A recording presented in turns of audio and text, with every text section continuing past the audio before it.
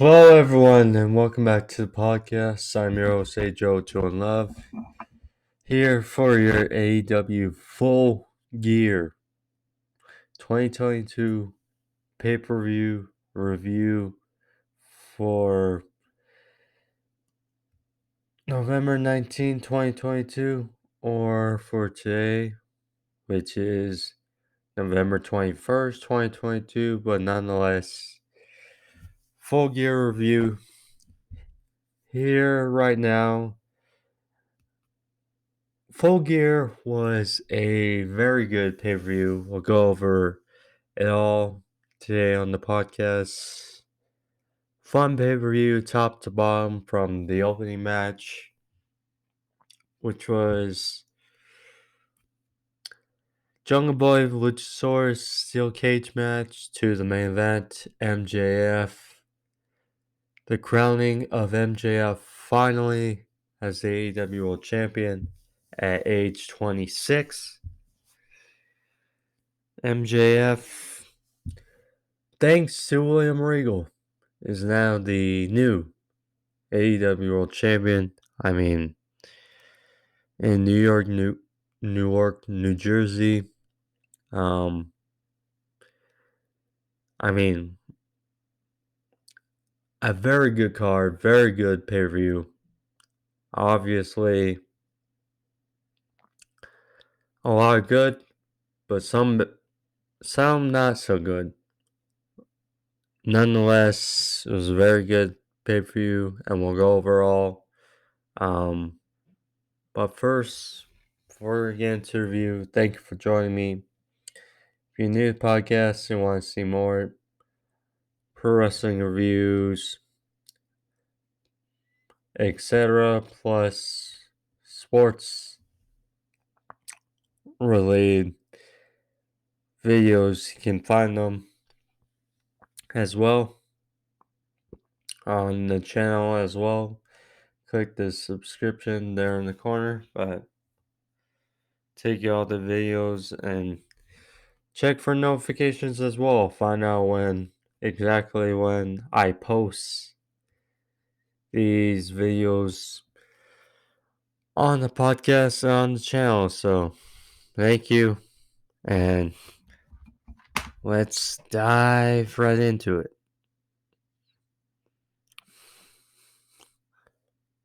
So, as I mentioned to start the show, a very fun, let's first go over a little bit from the pre-show. $0 pre-show. So, Orange Cassidy, Best Friends, Rocky Romero, and Danhausen defeated the Factory in a 5-on-5 tag team match. Best Friends, no surprise, win here on Orange Cassidy. Simple, done that. Or for them. A win for them to get on the show. Then we got the other semifinals in the AEW World Title Eliminator Tournament between Ricky Starks and Brian Cage. No surprise, Ricky Starks won here against his former tag team partner, former Team Taz Alliance member, Brian Cage. And Brian Cage, I like that he's being used more. Ricky Starks, he's great. He's charismatic. He's great on the mic. He's good in the ring. Just need more leeway, more story behind him, and more reason to get behind him. And, he advanced first Brian Cage, and on Wednesday's Dynamite, he's going to face Ethan Page, which should be another damn good match in the finals. And The winner of that, presumably Ricky Starks, is going to face MJF at Winter's Coming in December, which a good first little mini feud for MJF to kickstart his run. And, Ricky Starks,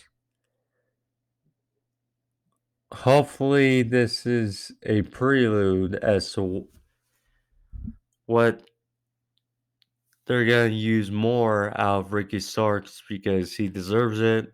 And, hopefully they don't just not use him after presumably he loses to MJF, because whoever wins on Dynamite is losing to MJF at Winter is Coming.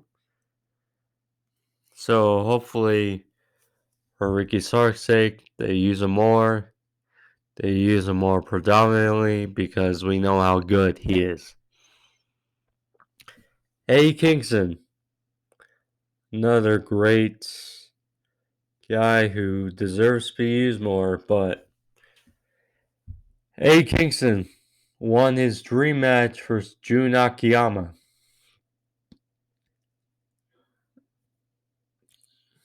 Decent match, but Eddie Kingston won there with spinning back fist, and very good for Kingston.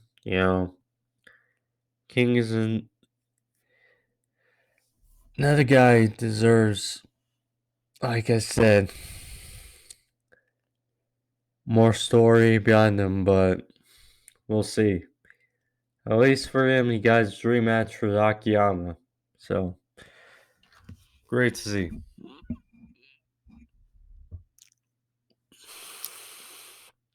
Now let's get to the start of the pay-per-view. Jungle Boy Jack Perry went one-on-one with Luchasaurus. Steel cage match between two former tag team partners. This was very fun. Very fun steel cage match to open the show.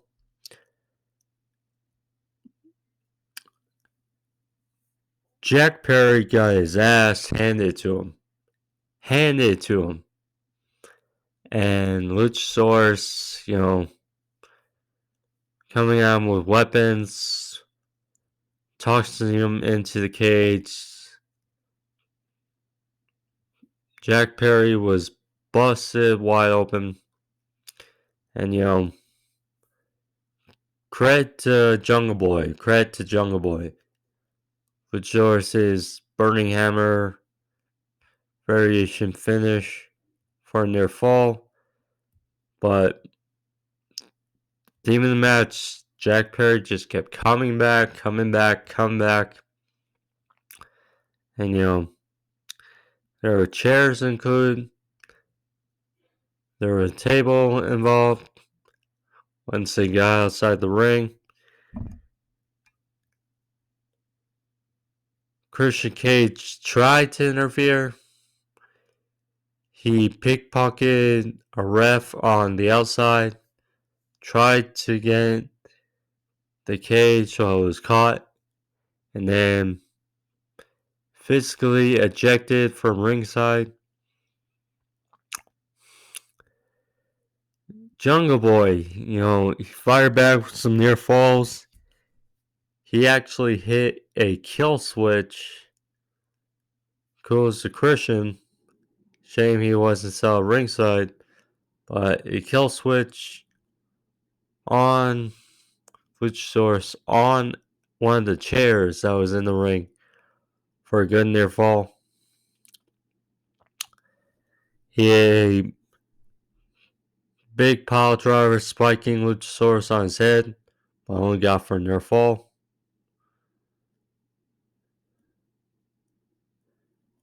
Actually, Luchasaurus managed to hit a big chokeslam on a steel chair for another near fall.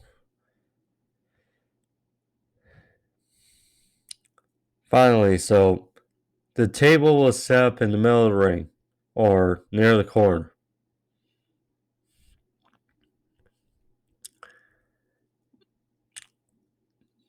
Perry tried to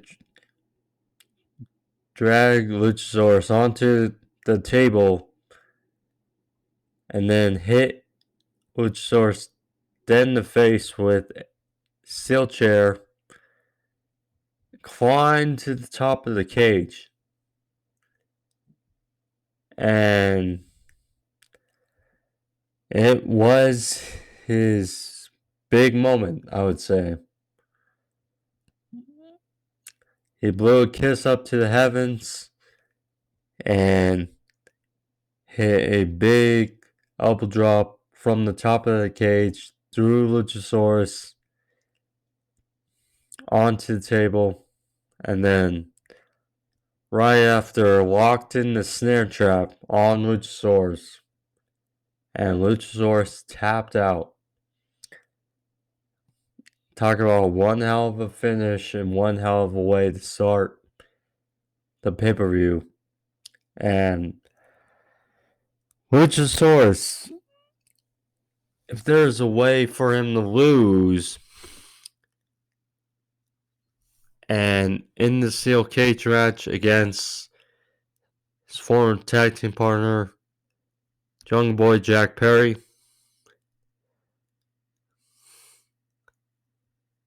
I'm down with it. Jungle Boy is only going to get better. And considering what Samoa Joe did later tonight for the TNT title, I can totally see Jack Perry making strides become a challenger for the TNT Championship.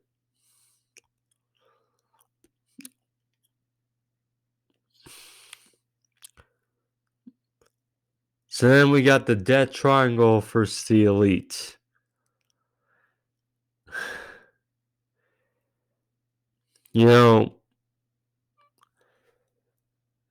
Seeing the Young Bucks and Kenny Omega back after that scuffle, that weird way to end All Out, and to see him back was definitely a joy to see after the suspension.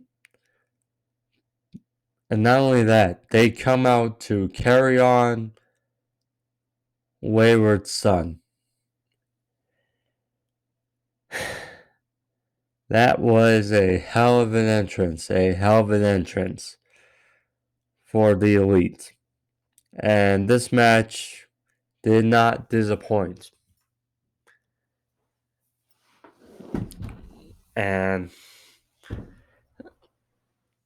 intriguing finish and intriguing aftermath, to say. So, Omega looked refreshed, the Bucks looked refreshed, and as you figured with all these 6 guys, it was just mayhem. So, Omega hit his Rise of the Terminator dive. Matt hit a very good springboard from the top, DT onto Phoenix onto the apron. Nick his top rope Hurricanrana to Phoenix on everyone on the outside. Back in the ring, Lucha Brothers land some offense, followed with a Black Arrow by Pac into Brutalizer, but was broken up. The Lucha Brothers hit some topes, serial topes on the outside on the Bucks. A triple team BT trigger for a near fall. And this was kind of the story of the match. Pac wanted to cheat, used the Black Hammer to cheat to retain the titles, but Phoenix was reluctant. Then at the end of the match, when Phoenix was rocked,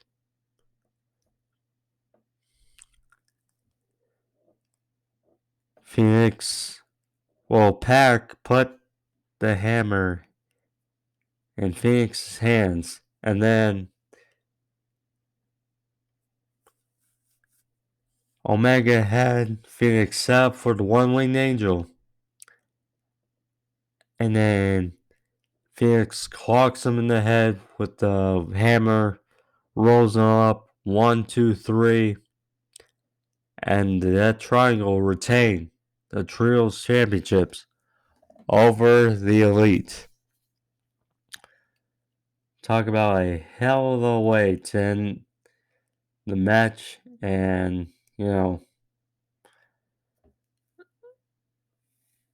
I like the outcome. Now the thing is that we're going to get a best of 7 series out of this. So, suspect about it, but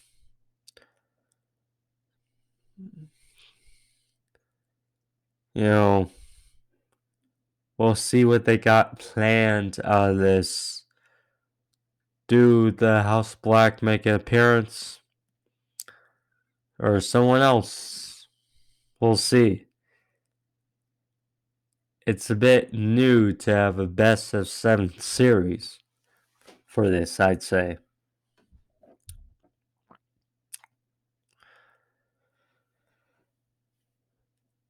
We got Jade Cargill versus Nyla Rose for the TBS Championship. Again, Jade kind of killed it, I would say, with her costume or her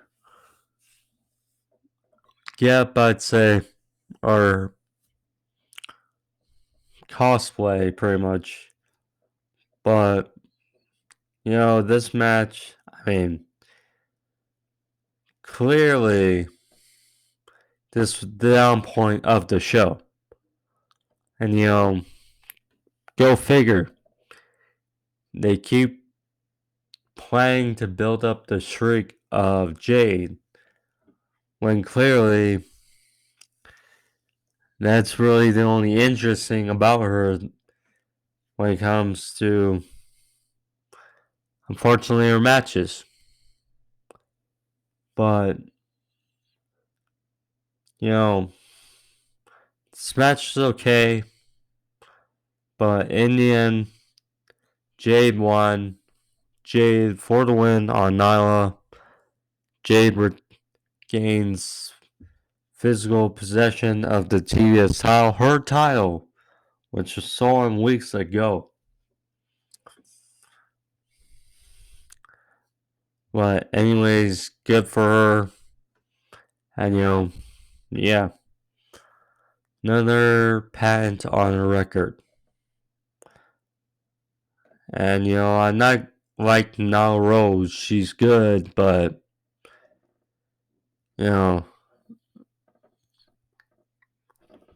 when you look at who Jade has been to grease up her record, it's not great as to what it could be when you look at that roster in AEW's women's division.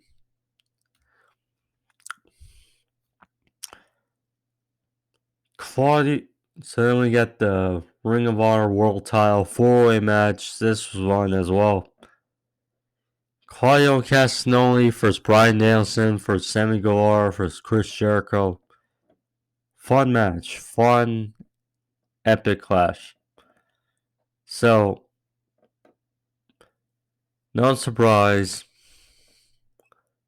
that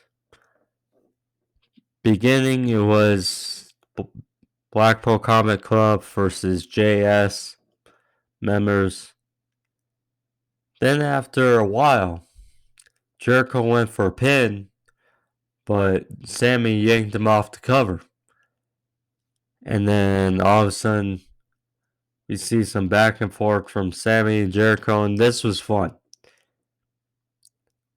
This was very good.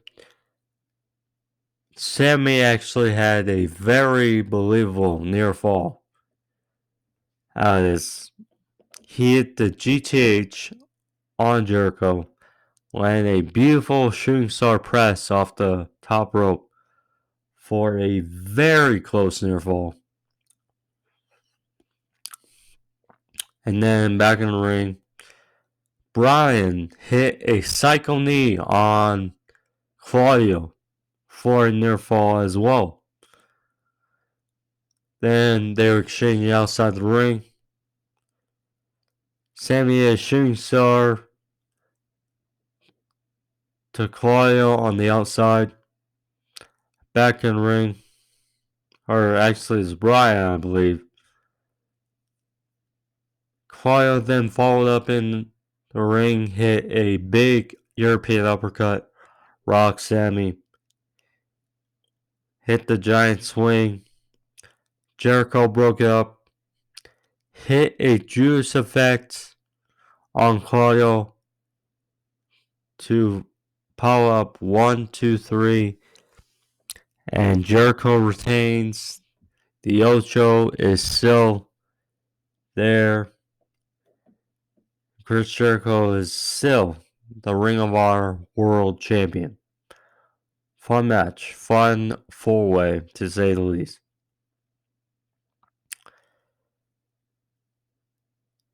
This was the, I guess you could say, nerve-wracking part of the show. Saraya for Britt Baker. Saraya hasn't wrestled in over 5 years. And, you know, how would she look her first match back after a brutal neck injury? And now she's back against Britt Baker. So you're basically starting at the top for the AEW Women's Division.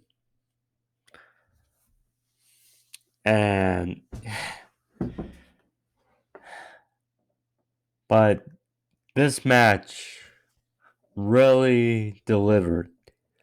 Saraya, in the time I was given, they really showed out. And the ladies put on a very good match. Saraya looked good. She was definitely drinking in, first match in over 5 years on a pay-per-view, nonetheless, in a different company. I mean, all eyes glued. And she certainly delivered. Britt had a good showing. But in the end, Saraya hit not one, but two. I'm not even sure what to call them now. But the big DTs, aka the former Rampage finisher of Saraya in a row. And Saraya won her first match back, since returning from injury. Good for Saraya, good for Britt. Now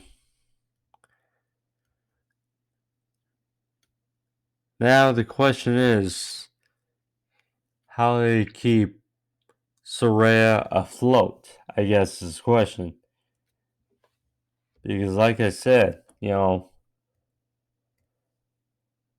Britt is one of the only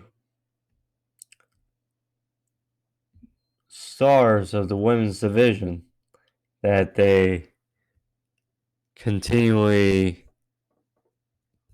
keep to grow. So, I mean, Saraya started off with Britt. So now what's next for her is the question. But, great match for Saraya and for Britt. Just glad that it turned out to be a fun match. And a sigh of relief. A sigh of relief. Because you never know with people that are nitpicky. And especially coming after an injury like that. So, good for her. Good for her.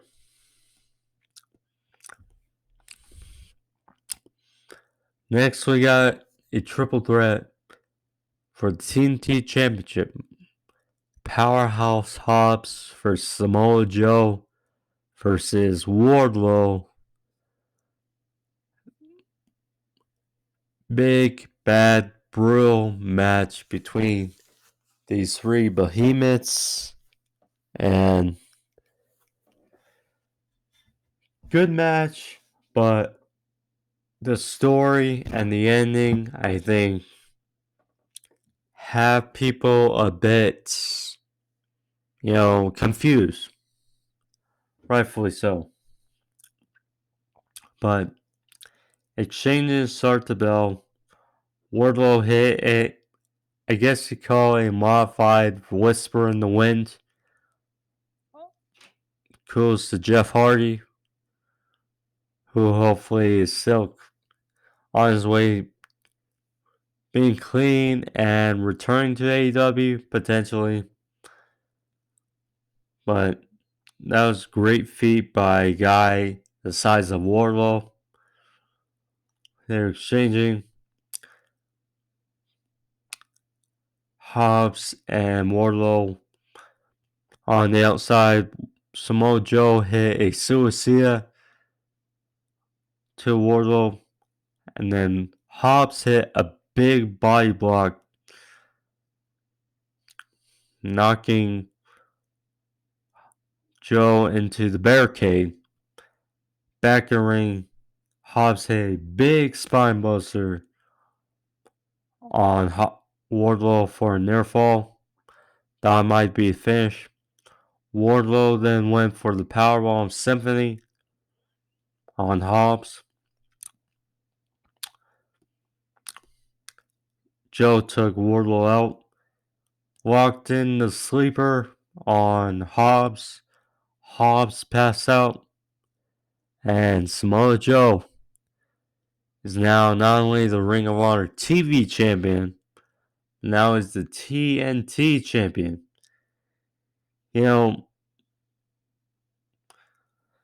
There's no disputing how good Samoa Joe is.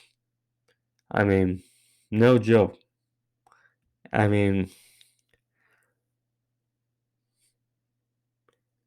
he's definitely had a hell of a 2022. I mean, returning at Supercard of Honor for Ring of Honor. And then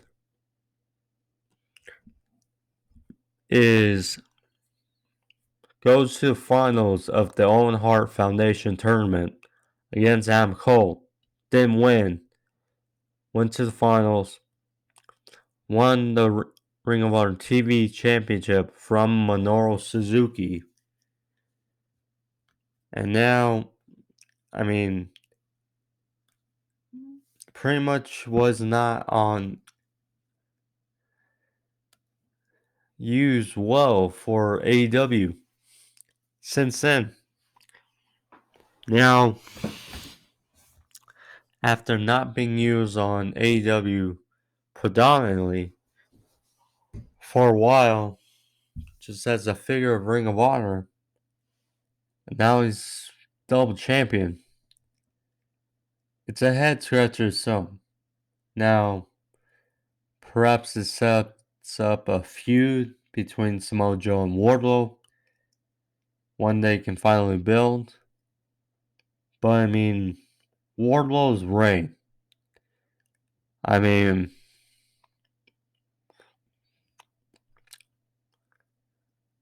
to come out of that feud with MJF, and he beats Scorpio Sky to win the TNT Championship,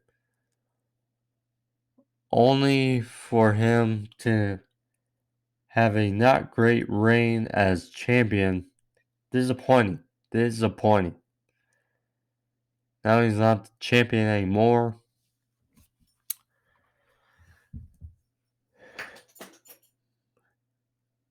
Definitely a disappointment, but great for Joe and Seward. Unfortunate for Hobbs. What they were trying to sell Hobbs, make him look great, but I mean, Hobbs hasn't done really anything since that lights out match with Ricky Starks. I mean, that's just the way it is.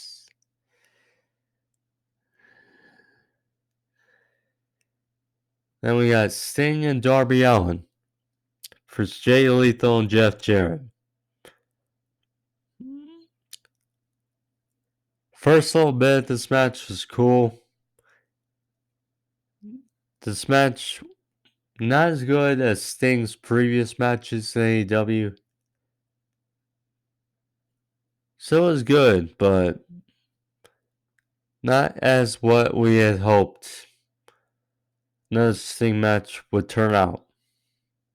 So,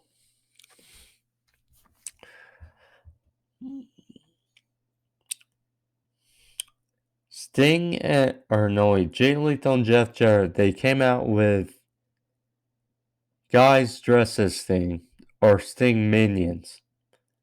So,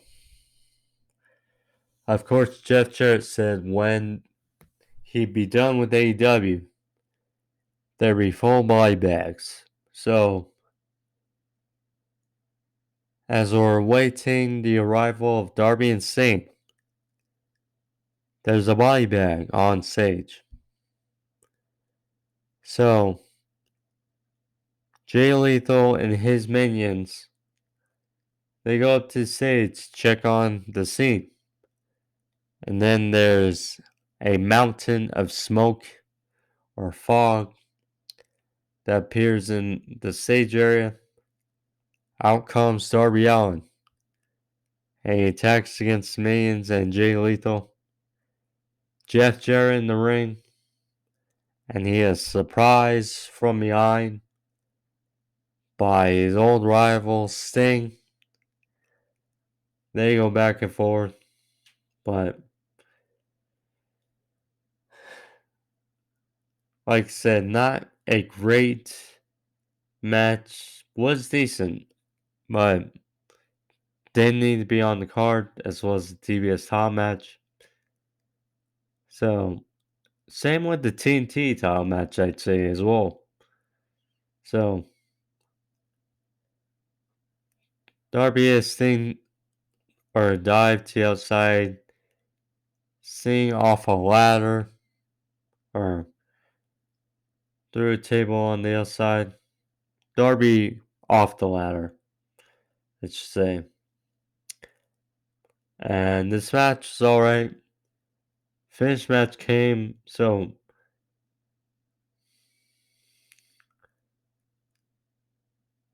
Lethal went for the lethal injection on Sting. Sting hit a so-and-so Scorpion Death Drop on Lethal instead. And Darby hit a Coffin Drop. 1, 2, 3.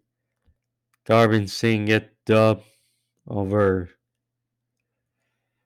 Jay Lethal and Double J.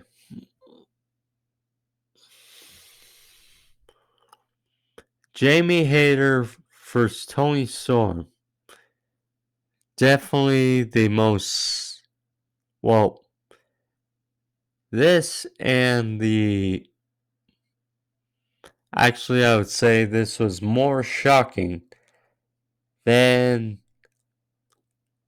the trios titles decision, but this was a fun women's match as well, which you like to see. So, but the outcome was definitely surprising. So, really good match. We know how Jamie Hayter's been getting more and more reactions the weeks and weeks leading up. Toni Storm, hasn't done great with the title. I mean, really, none of AEW's women's champions have been getting great reigns, really. But this was a fun match. So, Rebel interfered, tried to help Jamie Hayter, but was ejected. Britt then interfered, hit a curb stomp to Toni onto the belt. She got a pop because, helping Jamie Hayter, and the crowd clearly wanted Jamie Hayter.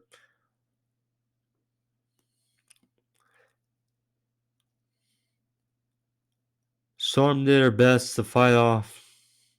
She hit a Storm Zero in the ring for a near fall.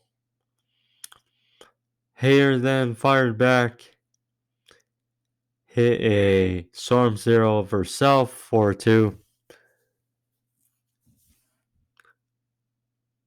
They thought Jamie had this when she hit after another distraction by Britt. Jamie hit a Uranagi backbreaker for a 2. That was not to be. But Jamie then finally hit her ripcord lariat. 1, 2, 3. Jamie Hayter, the new AEW Interim World Women's Champion. I mean,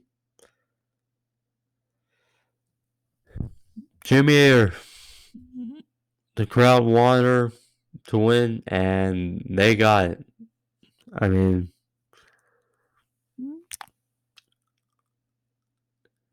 you kind of had hoped that she'd be the one to dethrone Jade Cargill. That was not to be, but I mean, this was a fun match between the women and great to see. Good moment for Jamie Hayter. Where is this lead? Does perhaps Britt Baker turn on Jamie Hayter? We'll see.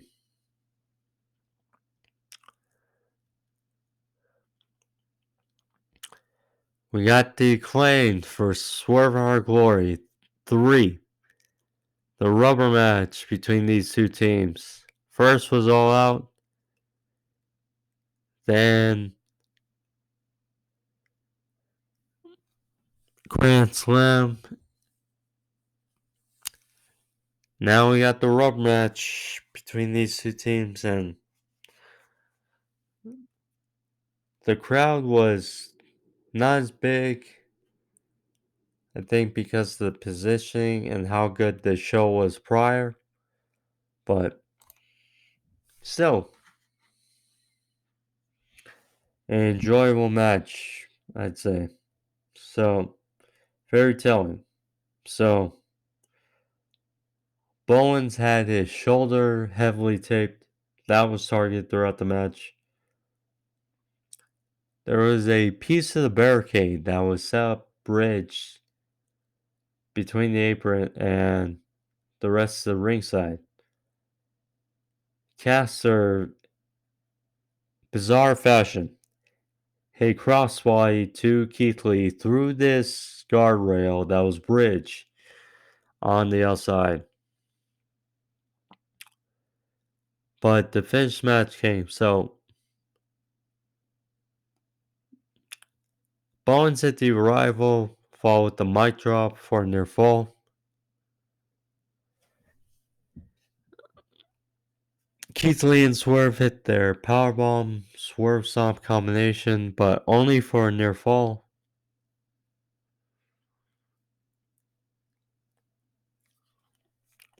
So, Swerve used a contraption to mess up the fingers of Billy Gunn.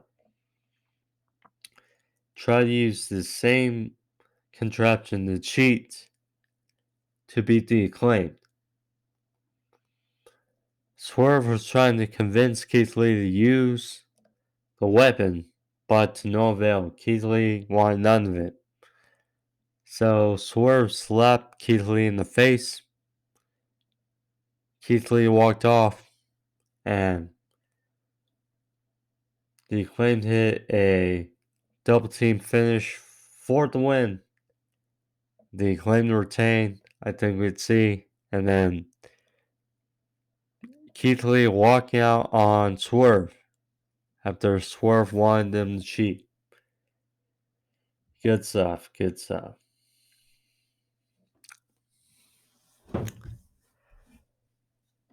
Main event. Now, I know. People were probably worried with the build going in this match that maybe, just maybe, MJF's moment is held off a little bit longer. But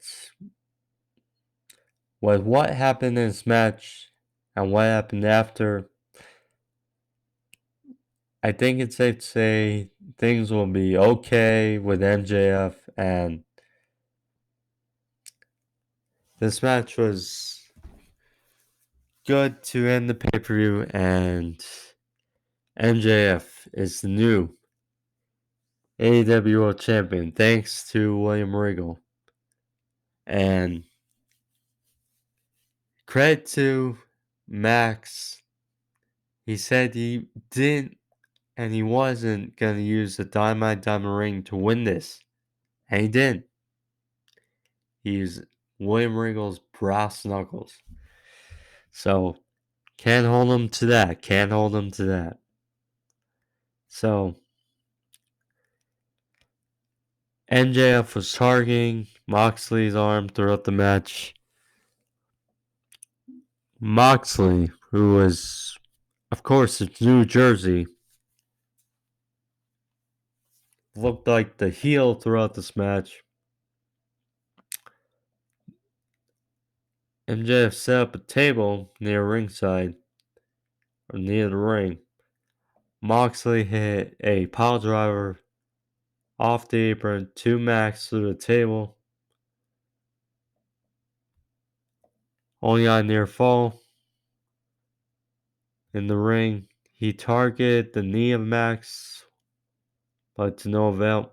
He hit a paradigm shift off the top rope, only for a 2. The finish match came, and this got tricky. So,